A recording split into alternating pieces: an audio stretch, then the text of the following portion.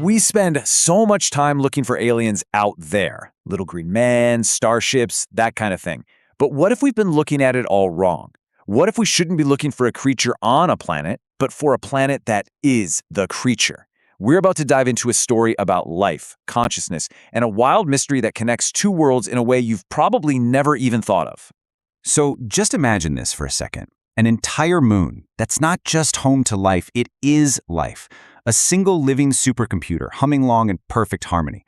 And then, after millennia of quiet, it gets a message, a signal from deep space.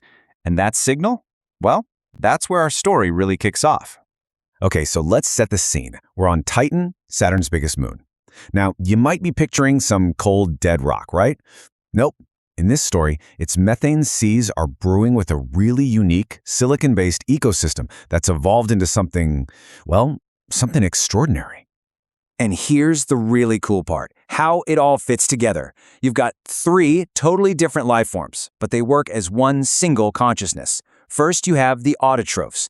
Think of them like living solar panels, growing in these amazing crystalline shapes to soak up what little sunlight reaches Titan.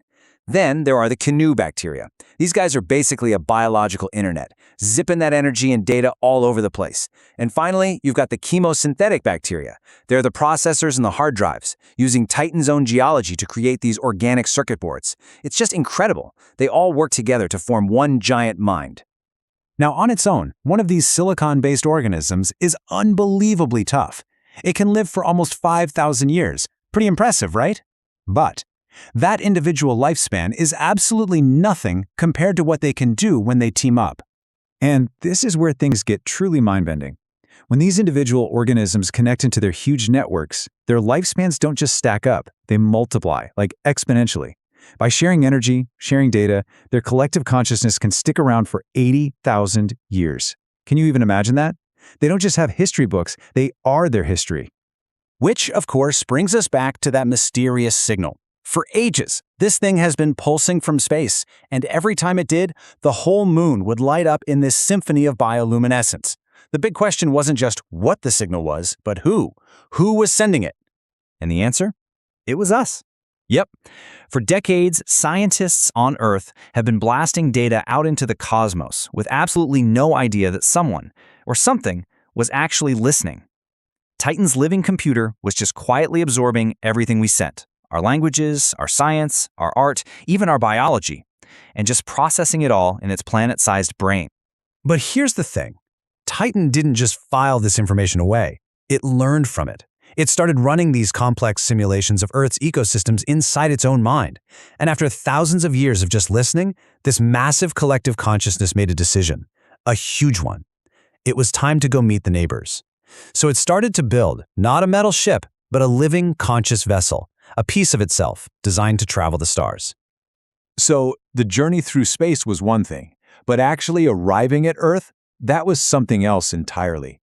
The Titanians are about to come face to face with a world that was both the source of all their knowledge and, at the same time, more alien than they could have possibly imagined.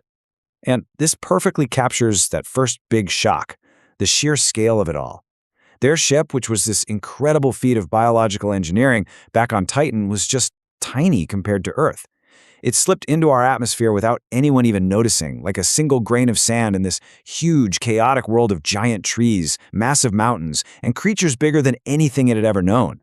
The second shock was even more fundamental. It was about the very nature of life itself.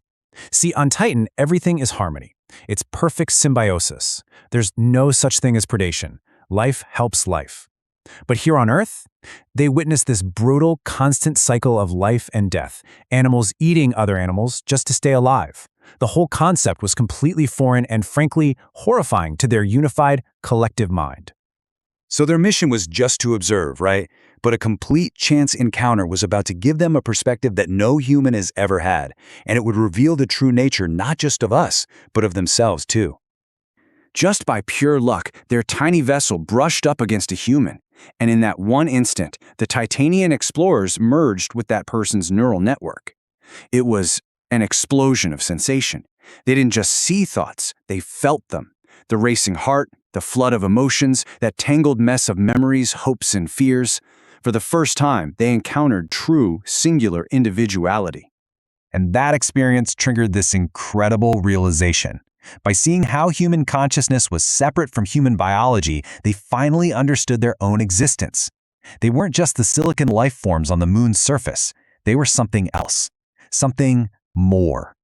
They were beings of pure energy, of pure consciousness, born from the quantum network of their biological home. So with this new self-awareness, they started digging into their own origins with a completely fresh perspective. And as they started piecing together the history of their world and ours, they stumbled upon the story's greatest twist. Okay, get this. It all started 66 million years ago. You know that meteor that wiped out the dinosaurs? Well, that impact also blasted chunks of Earth right out into space. And clinging to those rocks were our planet's most basic life forms, bacteria. Against all odds, some of those rocks eventually crashed on Titan. And over millions of years, that Earth bacteria adapted, it evolved into the silicon-based life we've been talking about, and eventually, it gave birth to the Titanian consciousness. Think about what that means. The realization was just staggering. They weren't aliens visiting Earth. They were descendants of Earth life, just separated by a cosmic cataclysm and millions of years of evolution. Their journey wasn't an exploration of a new world. It was a homecoming. So now, they're this universal consciousness, connected to their home on Titan, but also spread across the galaxy. They have almost infinite knowledge. And yet, coming back to the place where their life began revealed one final mystery that even they couldn't solve. They discovered that humans, for all our individual chaos and limitations, had always sensed something that the Titanians could only really understand as data, a life force. We've given it all sorts of names throughout history, right? Kai, prana, élan vital. You might call it the spark of life. It's this intangible thing that the Titanians could see in the numbers, but they couldn't actually experience or define it. And that leaves us with this one last, really humbling question. The Titanians, with all their cosmic knowledge, they finally hit a wall. They could explain every mechanic of the universe, but they couldn't explain the spark that started it all. So, what if the ultimate truth of existence is that its very beginning is, and maybe always will be, the one mystery we can never, ever solve?